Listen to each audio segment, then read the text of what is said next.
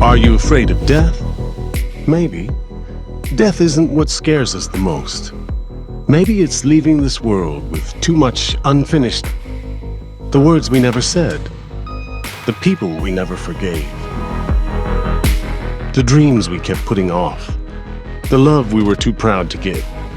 Death doesn't care how much money you made. What title you carried. Or what people thought of you. When your story ends, what remains is your character, your faith, the lives you touched, and the legacy you leave behind. The truth is, every one of us is walking toward our final day. None of us knows when it will come. So don't spend your life preparing to die. Spend it preparing to truly live. For the Christian, death is not the end. It is the doorway into eternity. The question isn't whether death is coming.